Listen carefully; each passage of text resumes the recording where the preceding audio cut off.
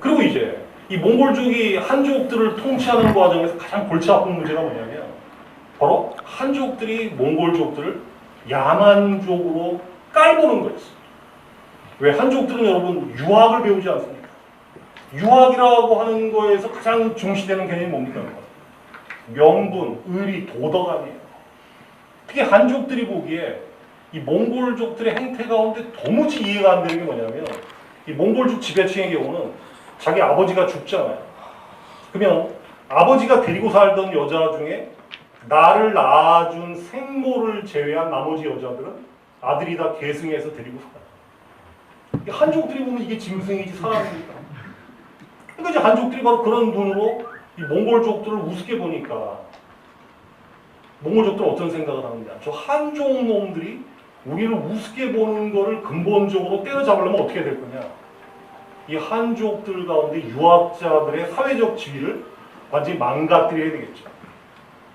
그래서 들어보셨는지 모르겠는데 이 몽골족은 당시 몽골에 사는 사람들의 직업을 10등급으로 분류합니다. 10등급. 그럼 당연히 1등급은 누구냐? 관리들이었어요. 관리. 그 다음에 도사, 승려 이런 사람들이 1, 2, 3등이었어요. 그럼 10등급 중에 유학자가 몇 등급인지 아십니까 여러분? 9등급이었어요. 그럼 갑자기 궁금해지시죠? 10등급은 뭐였을까요? 10등급은 거지였습니다. 그럼 유학자 바로 위에 8등급은 뭐였을까요? 창녀였습니다. 몽골 지배 아래서 한족 유학자의 사회적 위치가 창녀 및 거지 바로 위였어요. 그러니 이 한족들이 견뎌내겠습니다. 거기에다가 몽골족은 여기 북경에 또아리를 틀고 앉아가지고 여기에서 엄청난 세금을 증세 또 증세 빨아먹고 살았어요. 한마디로 얘기해요. 그러니까 이제 시간이 지나면서 어떤 일이 벌어지냐면 여기 살고 있는 한족들 중에 어떤 생각을 하느냐. 저 몽골놈들한테 농사 지은 거, 수공업으로 만든 거 다 세금으로 뺏겨서 굶어 죽으나 반란을 일으켜서 싸우다가 죽으나 죽는 건 마찬가지다. 라고 하면서 바로 1340년, 50년부터 이 지역에서 막 반란들이 막 일어납니다. 여러분 아시겠지만 한족들이 옛날이나 지금이나 제일 무서운 게 뭐예요? 이런 말씀 좀 그렇습니다만 전문용어로 쪽수 아닙니까? 이 반란이라는 게 조금 숫자가 된다고 하면 간단히 100만 명이 넘어요. 몽골족 인구가 150만 명인데 웬만한 반란이 100만 명이 넘습니다. 진압이 잘 안 되죠. 특히 여기서 일어난 반란군 중에 홍건적이라는 게 있었어요. 이 홍건적을 기도했던 자가 바로 이자입니다. 주원장이라는 사람이에요. 나중에 이제 이자가 명나라를 건국합니다만 이 주원장이 이끄는 홍건적을 비롯한 반란군들이 여기서 막 벌떼처럼 일어나니까 이제 원나라는 큰일 났죠. 왜? 여기가 자기들의 캐시카우인데 이 캐시카우가 지금 반란군 손에 떨어지게 생겼어요. 그래서 결사적으로 여기에 있는 반란군을 진압하는 데 나섭니다. 그랬더니 이 몽골군의 진압을 이겨내지 못한 홍건족 중의 일부가 1358년하고 61년에 이렇게 북쪽으로 도망을 칩니다. 어디까지? 만주까지. 만주에 왔는데 먹고 살 길이 막연해요. 그래서 에라 모르겠다 하면서 압록강을 건너서 어디로 쳐들어옵니까? 그게 바로 고려로 쳐들어온 홍건족이에요. 특히 1361년에 홍건족이 쳐들어왔을 때는 당시 고려왕이 여러분 잘 아시는 공민왕이라는 사람이 있는데 이 수도 개성을 지키지 못해가지고 안동까지 도망을 가야 될 정도였어요. 그러면 여러분 의문이 드시겠죠? 홍건적이 아무리 숫자가 많다고 하더라도 이게 오합지졸인데 이 오합지졸을 고려 군대가 왜 못 막았을까? 이유가 있습니다. 왜 그랬냐? 몽골은 고려가 강화도에서 육지로 나온 다음부터는 어떤 정책을 취하겠어요? 다시는 고려가 우리한테 요즘 애들 쓰는 말로 까치지 못하게 하려면 고려의 군사력을 거의 없는 거나 마찬가지 수준으로 무장해제시켜야 될 거 아닙니까? 그러니까 몽골의 지배를 받으면서 고려 군사력이 엉망이 된 겁니다. 그 나중에 이제 이 홍건적과 왜구를 누가 물리치냐면 이성계하고 최영이 거느린 군대가 물리치는데 이성계가 거느린 군대는 사실상 어떤 성격의 군대겠습니까? 사병이라고 봐야죠. 이성계 집안은 전주에서 살았지만 실제 기반은 이 함흥평야 일대에 있었어요. 함흥평야 일대의 여진족, 몽골족하고도 제휴가 있던 사람들이에요. 그래서 바로 이 둘이 홍건족 왜구 몰아내는 과정에서 고려의 영웅으로 떠오른 것이고 최후의 승자가 된 사람이 바로 이성계였다는 겁니다. 그리고 아까 이성계가 명예에 대해서 이렇게 유연하게 정책을 취한 것은 이런 난세를 겪어보면서 갖게 된 이 국제정세에 대한 정확한 나름의 판단, 그리고 그의 집안이 전주에서 삼척, 함흥평야, 두만강으로 이르는 이 오늘날로 치면 뭡니까? 고려 땅이었지만 여진족, 몽골족, 한족까지 득실득실하던 일종의 다문화 지역에서 성장해온 유연성이 바로 저기에 반영이 된 거예요. 여러분 아시겠지만 아마 전주시 종친회에 계신 분들은 저를 욕하시겠지만 이성계 집안이 본관은 전주입니다만 오대조 이한사는 전주에서 자기 상관이랑 문제가 생겨가지고 삼척으로 이주하잖아요.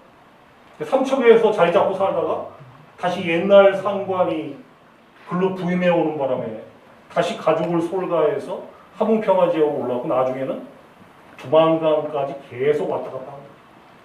이런 경험이 이 시대를 보는 눈 자체를 다르게 만듭니다. 이 인물 같은 경우 이게 바로 이성계를 쫓아다닌 여진족 추장 퉁두란이라고 아시죠? 이지란, 두란 티무르라는 인물이에요. 이제 나중에 조선의 귀하에서 고위 관료가 됩니다만 이런 사람을 자연스럽게 포용할 정도로 이성계 당대에는 어떤 이 민족의 경계보다는 누가 더 도움이 되는가 이 실용적의 세계입니다. 자, 그런데 이 16세기 접어들면서 이 조선왕조의 분위기가 상당히 달라집니다. 아까 말씀드린 것처럼 명종대 특히 조선 정치가 개판으로 완전히 전락했다고 말씀을 드렸는데 이때 일본에서는 이런 일이 일어나고 있었어요. 여러분 누굽니까 이 사람? 크리스토퍼 콜럼부스라는 사람. 임진왜란 일어나기 100년 전에 이탈리아 출신의 선원이었던 이 사람이 어떤 생각을 품었냐. 내가 떼돈을 좀 벌어야 되겠다. 뭔 떼돈을 버냐. 인도까지만 배를 타고 갈 수 있으면 인도에 가서 어마어마한 분량의 후추, 향신료와 금은보화를 구해다가 포르투갈이나 스페인에 팔아먹으면 떼돈을 벌겠다. 그래서 이 스페인 여왕을 찾아가서 자기 스폰서가 돼달라고 요청을 하죠. 스페인 여왕이 돈을 내줍니다. 1492년 어느 날 콜럼부스는 배를 타고 여러분 스페인의 세빌리아라는 도시가 있어요. 보통 세비야라고 하죠. 세빌리아에서 이렇게 대서양을 횡단을 합니다. 약 2달 반 항해 끝에 콜럼부스는 육지가 딱 보이니까 저기가 인도라고 믿고 바로 이 산타마리아호라는 배에서 바지선을 타고 이 섬으로 지금 상륙을 하는 장면이었어요. 저 멍청이 콜럼부스는 죽을 때까지 여기가 인도라고 믿었습니다. 여러분 아시겠죠? 저기 인도가 아니죠? 어디였습니까? 정확히는 쿠바였어. 쿠바. 바로 쿠바섬입니다. 쿠바섬에 지금 콜럼부스가 상륙하고 있는 장면인데 저 콜럼부스가 죽을 때까지 여기를 인도라고 우기니까 이 오만방장 서양의 지리학자들이 지금도 쿠바섬 일대 섬들을 몽땅 다 서인도 제도 이름을 이렇게 붙여버린 거예요. 그러니까 항상 이름 붙이는 거는 힘을 가진 자가 이름을 붙이는 거예요. 시간도 마찬가지다. 여러분 지금 세계 표준시가 어디를 기준으로 하고 있습니까? 그리니치 천문대를 지나는 선을 기준으로 하잖아요. 영국이 정해놓은 거 아닙니까? 자, 아무튼 이 콜럼부스가 인도에 도착했다는 말에 충격을 받은 나라가 포르투갈이었고 포르투갈에도 유명한 항해가가 줄줄이 나오죠. 대표적인 인물이 이 사람입니다. 이 사람 누굽니까? 네, 마젤란이라고 새로운 학설을 제기하신 어르신이 계셨습니다. 이건 마젤란이 아니죠. 예, 바스코, 근데 여기서 나오는 애들은 전부 기마대 이끌고 돌격 앞으로 장면도 그려져 있어요. 승부는 뻔하죠. 아무리 기마대가 세도 총을 당해낼 수는 없습니다. 그래서 얘들의 조총 사격에 얘들이 몰살당하면서 전투는 싱겁게 끝나는데, 여러분 조총이란 말은 새 조자를 써서 이거는 중국 사람들이 쓰는 말입니다. 날아가는 새를 맞춰 잡는 새총이다. 일본 사람들은 철포라 그랬습니다. 쇠로 만든 화포다. 아시겠지만 대포죠, 대포. 철포를 대포라고 있습니다. 그러니까 이제 이건 뻔한 거죠. 얘들은 대포 갖고 싸우는 애들이고, 얘들은 대포 없이 싸우는 바로 무대포들입니다. 대포, 무대포 대결에서 대포가 승리를 거두면서, 여기에 하시바 히데요시라는 자가 후방에 부하로 배치되어 있는데, 이 자가 1575년에 저 전투에 참전한 이후 약 12년 뒤에 일본을 통일했던 도요토미 히데요시. 이 히데요시가 일본을 통일하면서 군사력이 확 커집니다. 우리는 전반적으로 일본을 우습게 보는 경향이 있습니다만, 이 1550년대 이후의 일본은 명나라도 무시하지 못하는 군사 강국이었고 경제 강국이었습니다. 여러분이 군사 강국이라는 건 인정하실 텐데, 경제 강국은 왜 경제 강국이었냐면, 당시부터 이제 인류 역사에서 무역할 때 결제 대금은 실버, 은이 주요한 통화로 쓰이는데, 당시 일본은 세계에서 두 번째 가는 은 생산 국가였습니다. 일본에서 생산된 은이 세계에서 유통되는 은의 약 25%에서 30%를 차지했어요. 그러니까 서양 사람들이나 아시아 사람들이 좋아하는 아이템은 만들 능력이 없었지만, 화폐가 대량으로 자기 나라에서 생산되니까 그걸 가지고 구입할 수 있는 구매력은 엄청 커진 겁니다. 그래서 그 일본을 통일했던 히데요시는 망상을 품은 거예요. 은과 조총만 있으면 세계를 제패할 수 있다고 믿었습니다. 그래서 이제 조선에다가 자신의 새로운 부하가 된 대마도 측근 소 요시나리, 요시토시 이런 인물들을 보내가지고 조선을 협박하죠. 우리가 명나라 공격할 테니까 조선이 가이드 해라. 그걸 조선이 거부하면서 바로 임진왜란이 시작이 된 겁니다. 그러니까 임진왜란은 엄밀히 말하면 히데요시가 조선을 차지하기 위해서 일으킨 전쟁이라기보다는 명나라에게 도전하면서 비롯된 이 구조적인 측면에서의 전쟁이라고 볼 수가 있습니다. 자, 서해 유성룡이 그렇게 얘기를 했습니다. 일본군은 조총 가지고 있었고 100년 가까운 내전을 치르면서 실전 감각이 뛰어났다. 또 지휘관과 사병들의 군기가 의외로 바짝 들어 있어서 지휘관이 돌격 앞으로라고 지시하면 비 오듯이 화살이 쏟아지든 아니면 돌이 쏟아지든 간에 앞으로 튀어나갑니다. 그러니 200년간 전쟁을 모르고 그것도 갑자기 오합지졸들을 끌어모아서 몬수로 맞게 됩니다. 이게 부산성 함락장면인데 2만 명의 선발대가 지금 500명이 지키는 부산성을 유린하는 장면입니다. 거의 40대 1이죠. 병력 싸움을 놓고. 우리는 항상 뒷북을 쳐요. 어떻게 뒷북을 치냐? 누굽니까? 황윤기라고 김성일이 일본의 사신으로 갔다가 한 사람은 쳐들어올 거라고 얘기하고 한 사람은 쳐들어오지 않을 거라고 얘기하는 바람에 국론이 통일되지 않아가지고서 전쟁에 밀릴 수밖에 없어요. 천만의 말씀입니다. 국론이 통일됐어도 저 전쟁을 막을 수는 없었어요. 그럼 결국 문제는 뭐냐? 하는 데까지 회복이라도 하고 깨지거나 밀리는 거죠. 조선은 하는 데까지 해보지도 못했어요. 그게 항상 문제입니다. 그래서 바로 이런 상황에서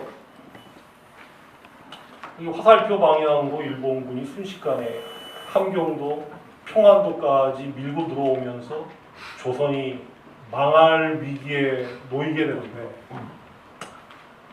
자, 그래서 조선이 안 망했던 이유가 뭐냐? 그게 조선의 저력입니다. 하나는 이순신이라는 인물의 덕분이죠. 근데 그걸 구조적으로 따져보면 그 이순신의 가치를 눈여겨봤던 유성룡이라는 사람의 눈썰미입니다. 그래서 7계단을 초고속 승진시켜서 수군 제도로 추천했던. 또 하나는 뭐냐?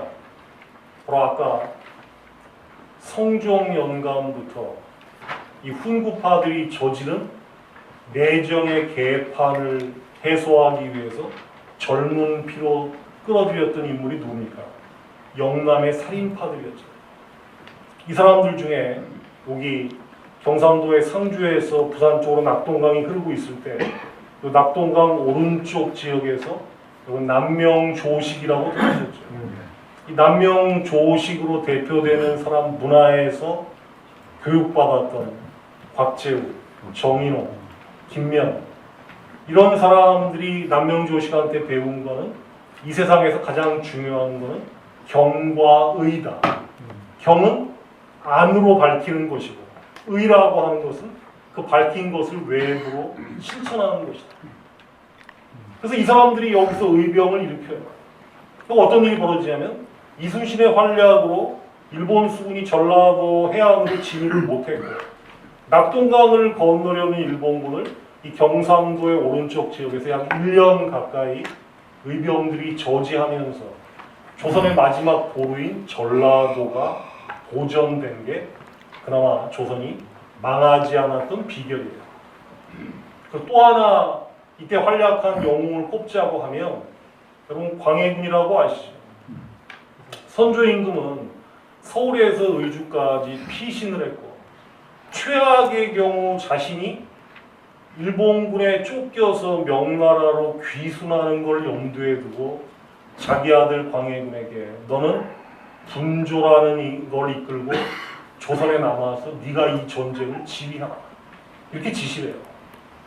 자, 여러분, 지금이야 휴대전화 덕분에 어디에 가 있든 간에 통신이라는 게 가능하지만 당시 상황에서 왕이 만약에 여기 가서 처박혀 있으면 하다못해 평안도, 함경도, 이 지역은 말할 것도 없고, 이 삼남 지방의 사람들은 왕이 죽었는지 살았는지 존재감 자체가 없어집니다.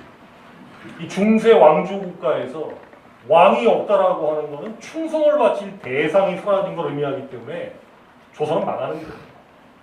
근데 광해군이라는 사람이 쫓겨나긴 했지만 어떤 역할을 했냐면 바로 자기 아버지랑 떨어져서 이렇게 함경도, 강원도, 황해도, 평안도 이렇게 미음자로 한 1년 가까이 돌면서 사실상 전쟁을 지휘합니다.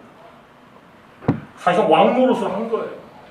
그래서 망해가던 조선이 그래도 명국나라 군대 들어올 때까지 망하지 않고 버텼던 세 사람의 원동력을 꼽으라고 하면 넘버1은 이순신, 넘버2는 곽재우로 대표되는 의병들, 그 넘버3는 광해군 정도를 꼽을 수가 있습니다. 자, 그런데 선조가 어떻게 했냐? 항상 문제는 최고 통치자예요. 선조 이 사람은 어떤 생각을 했냐면 내가 의주까지 피난 가면서 한 일이 없다. 잘 알았습니다. 그래서 어떤 일이 벌어지냐? 의주에 있으면서 작년에 왜 징비록이라는 드라마에도 아주 잘 묘사가 되어 있습니다만 이순신이나 곽재우 같은 의병장 혹은 광해군이 일본군을 물리쳤거나 전황이 잘 굴러가고 있습니다라고 보고를 올리면 선조는 어떤 태도를 보이냐면 처음에는 웃으면서 좋아하다가 금세 인상이 찌푸려져요. 백성들이 이순신, 곽재우, 광해군만 있는 줄 알면 어떻게 될 것이냐. 그래서 어떻게 됩니까? 이순신은 죽이려고 덤비자. 나중에 가까스로 겨우 죽은 면하고 시킨 게 뭡니까? 여러분 잘 아시는 백의 종군 아니에요. 그리고 곽재우는 전라도를 지켜낸 1등 공신임에도 불구하고 그 어떤 공신에도 넣어주지 않았습니다. 선조가 어느 정도였냐면 심지어 자기 말을 끌고 갔던 마부까지 다 공신에 넣어줬어요. 무슨 말인지 아시죠? 근데 곽재우는 끝내 안 넣어줍니다. 그리고 의병장들 대부분이 죽어요. 왜 죽냐? 역모 혐의로 죽습니다. 그리고 신하들이 공신 녹봉할 때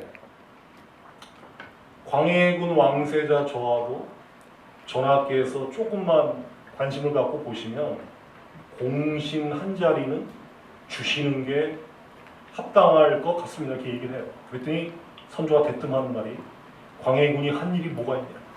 앞으로 그런 얘기 입 밖에도 꺼내지 마라. 그런데 이해가 안 되는 건 뭐냐면 광해군의 이복 동생이 있었어요. 신성군하고 정원군.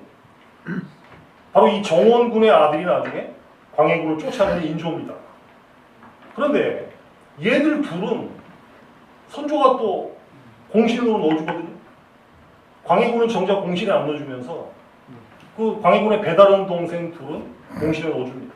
신하들이 약간 의아해서 물어요. 전하, 왕세자 저하는 왜 공신에 안 넣어주시고 뭐 왕자님들 두 분은 공신에 넣어주십니까? 이 두 분이 무슨 공을 세웠습니까? 당시 신성군은 13살, 정원군은 12살이었어요. 얘들이 세운 공이 뭐냐면 내시 등에 엎여가지고 선조 옆에 따라가고 있어요. 내시 등에 엎여서 나를 따라온 것이 공이 아니고 무엇이냐. 그리고 정작 전쟁을 돌아다니면서 목숨 걸고 지휘한 사람은 또 안 넣어줘요. 바로 이런 편협한 태도가 어떤 결과를 낳느냐. 나중에 조선 사람들에게 제가 보기에는 노블리스 오블리제를 다 사라지게 만든 거예요. 주변에서 봅니다. 곽재우가 의병 일으켜서 무슨 상을 받는 거 봤더니 임진왜란 끝나자마자 그 많던 의병들 다 해산시켜버리고 저 가야산 옆에 가면 비술산이라고 있어요. 아들 둘 데리고 바위 꼭대기에 올라가서 맨날 기체조하고 여러분 왜 선체조 아시죠? 그 수련합니다. 그러니까 이제 동네 무지랑이들이 뭐라고 얘기하느냐. 저 보리문두 이 자식이 드디어 미쳤다고. 전쟁터에 나가더니. 되게 미친 게 아니라 일부러 그러는 거예요. 무슨 제스처냐? 선조한테 나 권력에 뜻이 없고 권력에 욕심도 없으니까 날 제발 죽이려고 하지 마십시오. 이 얘기예요. 그럼 여러분 생각해보세요. 자기 재산 다 털고 노비 다 털어서 목숨 걸고 수년 동안 누가 시키지도 않는데 전쟁터에서 의병했는데 돌아온 게 겨우 목숨을 걱정해야 될 거다. 그 사람 배워서 뭘 배우겠습니까? 국가를 위해서 힘 써봤자 잘해야 본전이 목숨 구하는 거다. 놀라운 사실입니다. 자, 병자호란 때 의병이 거의 안 일어납니다. 왜 그랬을까요? 바로 임진왜란 때 학습효과 때문에 선조가 하는 걸 보고 사람들이 아, 의병 해봤자 잘못하면 패가 망신이로구나. 이런 일이 벌어지는 거예요. 자, 이렇게 이제 조선이 겨우겨우 이순신, 이 그림 처음 보시는 분 많죠? 이 표준 영정은 아니고 민화에 나오는 이순신입니다. 이 사람 곽재우, 대구 망우당 공원에 있는 동상이죠. 이런 모습을 보면서 조선 사람들이 실망을 느끼는데 외란 끝나고 만주에서 바로 이 누르하치라는 영웅이 등장을 해요. 조선 사람들이 만주족 하면서 깔보던 그런 야만족입니다. 그런데 조선 사람들의 문제가 뭐냐? 종족만 다르면 다 야만족이냐? 그렇지 않습니다. 이 사람도 굉장히 탁월한 사람들이에요. 그 만주의 황량한 지대에서 아주 미약하게 출발해서 나중에 중국 전체를 다 정복한 굉장한 인물들이에요. 엄밀히 말하면 지금 중화인민공화국이라고 하는 나라, 시진핑이 주석하는 중화인민공화국은 청나라에게 감사해야 됩니다. 왜 그러냐면 한족이 통치하던 명나라에 비해서 만주족이 지배한 청나라가 영토가 40%가 늘어났어요. 그러니까 그때 늘어난 영토가 원래부터 우리 영토였다라고 우기기 위해서 만들어낸 게 바로 동북공정, 서남공정이라는 거예요. 자, 이 인물이 이제 만주에서 서서히 들고 일어납니다. 자, 헷갈리시겠지만 다시 지도를 한번 보시면서 말씀을 드리죠.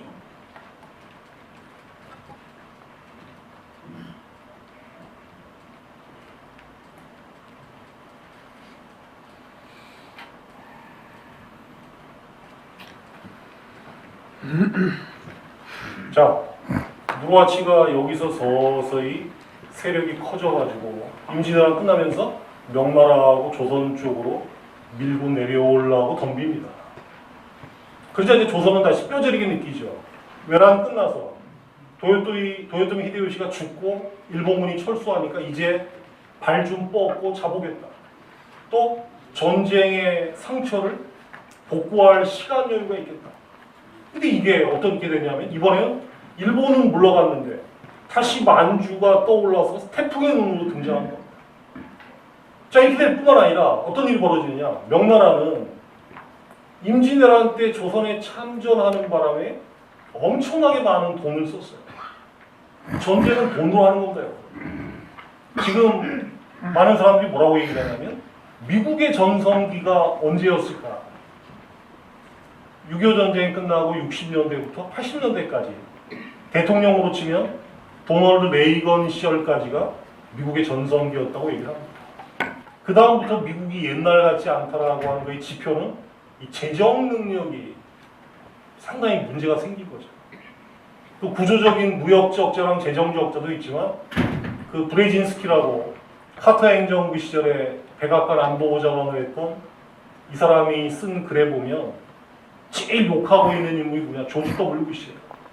쓸데없이 아프간하고 이라크에다가 밑빠진 독에 물 퍼붓듯이 전쟁 비용을 쏟아붓는 바람에 재정을 더 망친 주범이 바로 부시 부자다. 이렇게 얘기를 합니다. 자, 명나라 입장에서 조선을 돕는다고 참전했지만 사실은 옛날이나 지금이나 전쟁은 그냥 일어나는 게 아니라 다 구조적인 이유가 있는 거예요.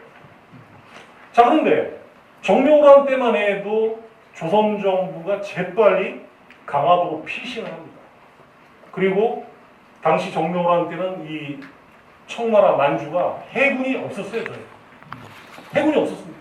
해군이 없으니까 조선 정부가 그냥 섬으로 들어가 버리니까 이게 속수무책인 거죠. 그러니까 뭐라고 협박했냐? 섬에서 나오지 않으면 우리가 경상도, 전라도, 삼남 지역으로 치고 내려가요. 이게 조선 입장에서 치명적이죠. 경상도, 전라도, 충청도까지 만주 손에 떨어지면 나라 나가는 거 아닙니까? 타협이 이루어지는 거죠. 어떻게 타협하느냐? 좋다. 너희들 만주 군대가 철수하면 우리도 섬에서 나가겠다. 그래서 이제 1627년 1월에 만주 누르하치 후금하고 조선이 협상을 통해서 평화조약을 맺습니다. 그럴 때 이제 만주가 뭐라고 얘기를 하냐? 우리가 이겼으니까 앞으로는 조선 너희가 우리를 형으로 대접해라. 너희는 이제 아우다. 그럼 이때부터 무슨 관계가 되는 겁니까, 여러분? 형제 관계예요. 만주는 형이고 조선은 아우입니다. 근데 이게 골치 아픈 게 이미 조선하고 명나라는 무슨 관계입니까? 분신 관계잖아요. 명나라는 임금이고 조선은 신하예요. 근데 조선은 이제 어떤 상태에 놓였냐면 만주에게는 아우, 명나라에게는 신하인 이중의 정체성을 갖고 있어요. 제가 아까 그 말씀을 드렸어요. 이 과거 역사를 현대사의 1대1로 대응하는 건 굉장히 섣부르고 위험한데 지금 보세요. 지금 한국 경제의 생명줄은 어디에 있습니까? 중국에 있다고 봐야죠. 뭐 딴 거 간두고 저기 어디니까 동대문 그 의료하는 사람들의 최대 그 혈매처럼 이어진 유통망은 지금 중국 대륙에 이미 다 입고 오고 있다.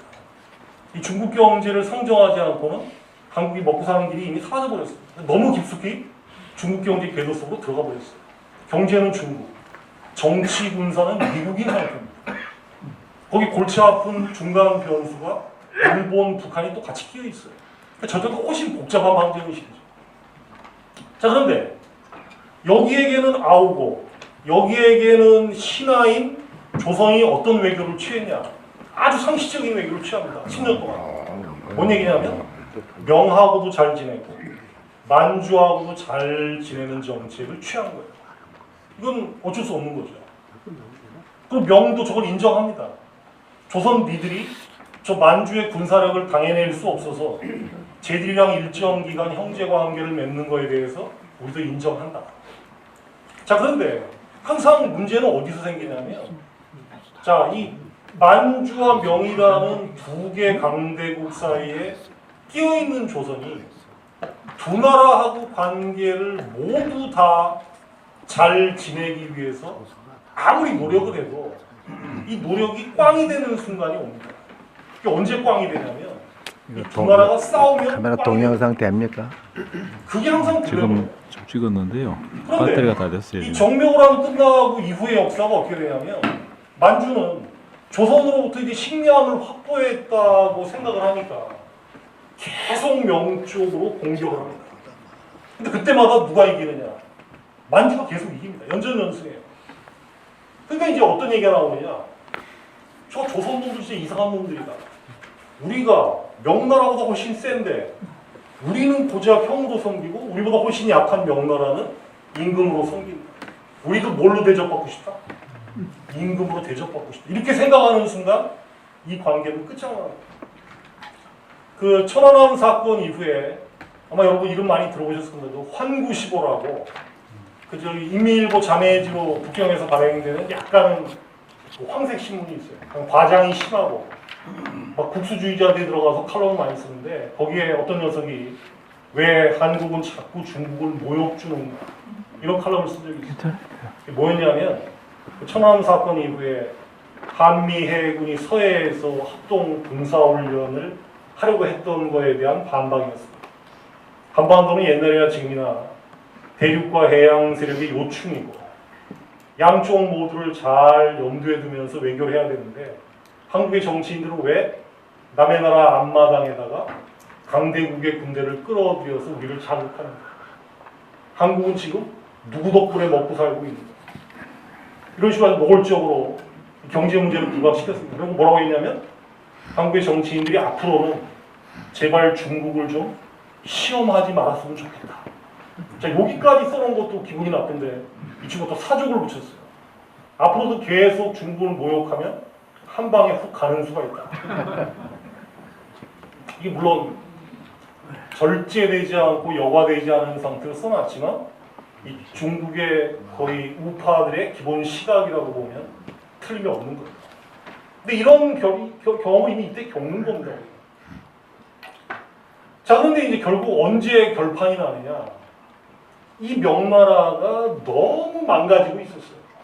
황제부터 신하들까지 조선 못지않게 정치력이 엉망이었고 환관들이 설쳐됐고 그러니까 환관들이 설쳐돼서 정치가 개판이면 아까 조선 명종 때처럼 결국 지방에서 죽어나는 거는 농민들입니다.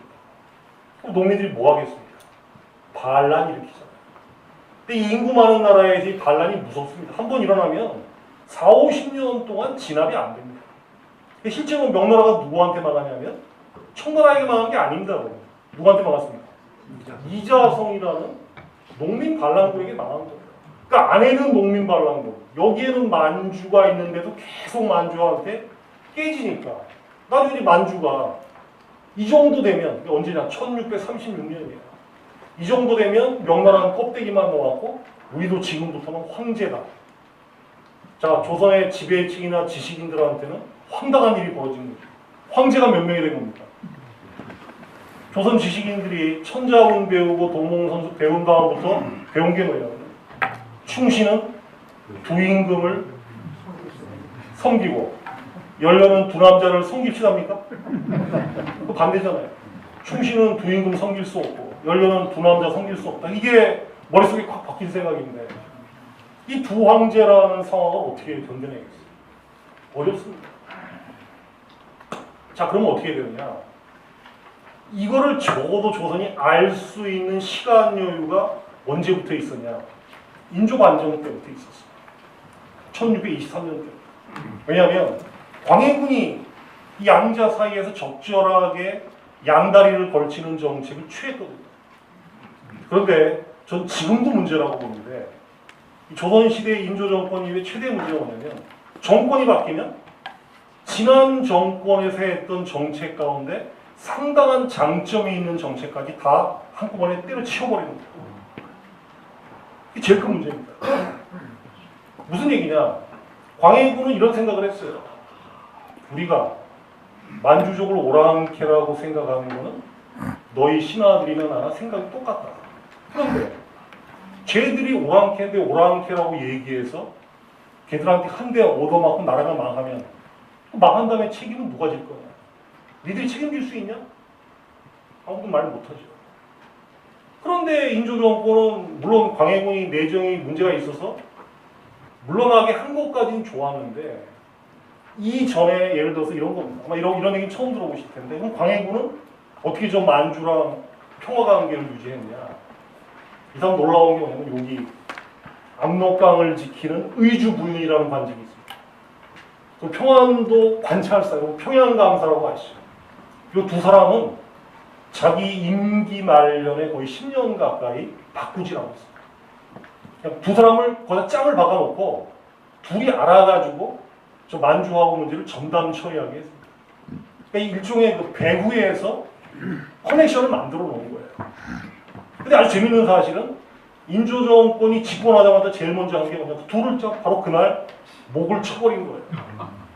왜?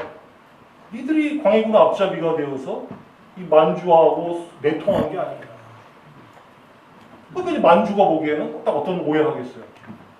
자기들하고 거의 10년 가까이 외교를 해온 상대방을 죽여버리니까 이 세종권이 이제 우리랑은 완전히 척을 지르고 잘못된 시그널을 준 겁니다. 솔직히 얘기해서.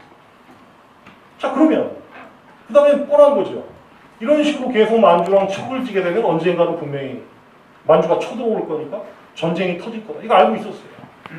그럼 어떻게 되느냐. 아직 시간이 남아있는 동안에 준비를 해야죠.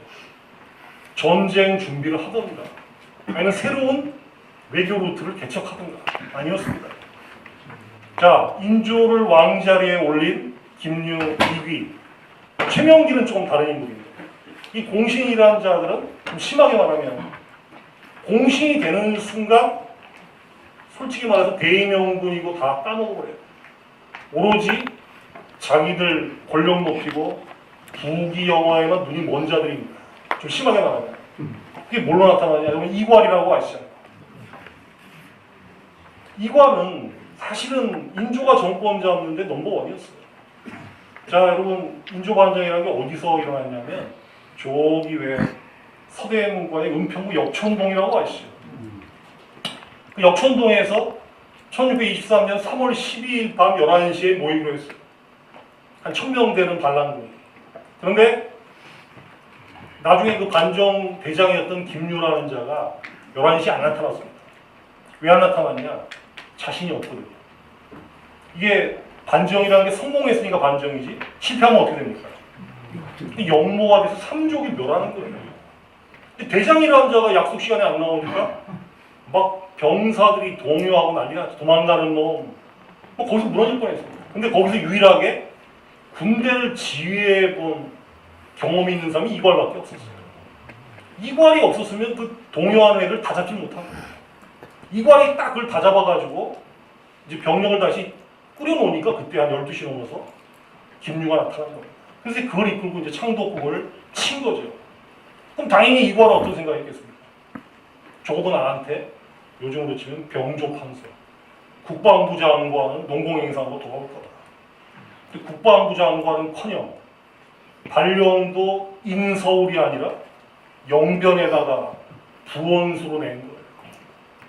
특히 김유가 결정적인 역할을 했어요. 그래서 2등 공신 중에 첫머리에라도 이괄을 넣어줬으면 이괄이 그렇게 불만을 품지 않았을 텐데 지 아들 밑에다가 넣었어요. 김경진이라고 지 아들을 이괄 위에다가 노니까 누가 봐도 말이 안 되는 인사거든요. 그러니까 이괄 반란이 일어나서 이 조선시대 역사상 처음이자 마지막으로 서울이 점령되잖아요. 이거 우리가 이괄란 하지만 이게 가만히 살펴보면 엄청난 역사적 의미를 갖는 게 이괄 반란군이 내려오니까 정부군은 진압해야 될 거 아닙니까? 그럼 양자가 싸우면 조선의 총체적 군사력은 반 이하로 완전히 망가지는 거예요. 그러니까 이괄란 끝나고 나면 좀 심하게 말하면 인조 정권은 사실상 국방력을 거의 상실하는 거랑 마찬가지예요. 그런데도 그 현실을 속이면서 뭐라고 얘기했냐?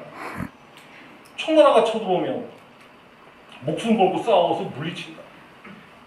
그러니까 옛날이나 지금이나 모든 정책은 팩트에 입각을 해야 돼요. 사실에 입각해서 그걸 기준으로 해야 뭐가 대책이 생기든가 하지. 그냥 말도 안 되는 현실 무시 속에서 전쟁이 일어날 거 뻔히 알면서도 그냥 다 기존 관행을 뜯어고친 거예요. 어떤 일이 벌어집니까? 1636년 12월 9일 날 압록강이 얼어서 청군이 강을 건너오는데 그때 조선군 사령관으로 임명된 자가 인조를 왕자리에 올린 김자점이라는 인물이었어요. 한때는 저 김구 선생 조상으로 알려졌었죠. 굳이 김구 집안이 그 때문에 벼슬을 못했다는 얘기도 있는데 이 김자점은 황해도에 있으면서 두 가지 과오를 저지른 하나는 12월 8일부터 압록강 쪽에서 계속 봉화가 올라와요. 하루에 5번씩.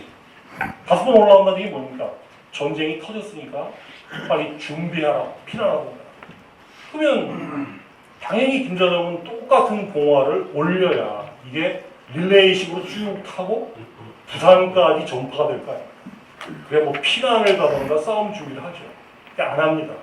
안 한 이유가 뭔지 아세요? 가관입니다. 뭐라고 얘기하는지 아시면 내가 전하께 겨울에는 적이 쳐들어오지 않을 거라고 말씀드렸으니까 나는 내 말에 책임을 진다는 의미에서 보고를 안 하겠다. 세월호 선장하고 좀 비슷한 측면이 있습니다. 그 다음에 이제 또 하나는 청군이랑 맞서서 싸우다가 패하니까 사령관이라고 하면 남은 병력을 추슬러서 다음 거점으로 옮겨서 싸웠어야죠. 그럼 청군을 최소한 이틀이나 3일 정도는 전진을 못하게 묶어둘 수가 있어요. 그런데 그냥 양평으로 황주에서 튀어가지고 전쟁이 끝날 때까지 나오지 않았어요. 물론 이거는 이 김자점이라는 인물이 진짜 나쁜 사람이지만 그거 못지않게 중요한 건 뭐냐면 인조가 사람 보는 능력, 인사 능력이라는 게 얼마나 황당했는가를 결정적으로 보여주는 거예요. 그러니까 평화롭고 안정적일 때는 김자점 같은 인물을 등용해도 별로 표가 안 납니다만 위기가 터지면 딱 본질이 나오게 돼 있는 게 항상 전쟁이나 역사에서 나타나는 교훈이거든요. 그러니 한강물은 얼어붙고 강화도로 가는 백길은 없으니까 남한산성으로 들어갈 수밖에 없는 거예요. 그래서 거기서 딱 47일 버티다가 자, 이자가 바로 누르하치 8번째 아들이고 조선을 침략했던 청태종입니다. 기존의 생각에서 전혀 달라진 게 없죠. 청나라에게 복수하기 위해서 목숨 걸고 싸우자. 항복한다고 합니다. 여러분, 말은 얼마나 통쾌합니까? 이거보다 세상에 멋있는 말이 어디 있어요? 청나라 오랑캐에게 복수하자. 근데 문제는 뭘 갖고 어떻게 복수할 거냐? 이 구체적 강론으로 들어가면 답이 없어요. 한번 생각해 보십시오. 서울 이북 지역이 쑥대밭이 되고 20만 가까운 사람이 포로로 끌려가고 재정이 바닥난 나라에서 무슨 경제력, 무슨 군사력을 가지고 당시 청나라는 세계 최강국인데 청나라에게 복수를 하겠어요. 이거 한마디로 얘기하면 사람들의 정신 상태를 호도하는 거예요.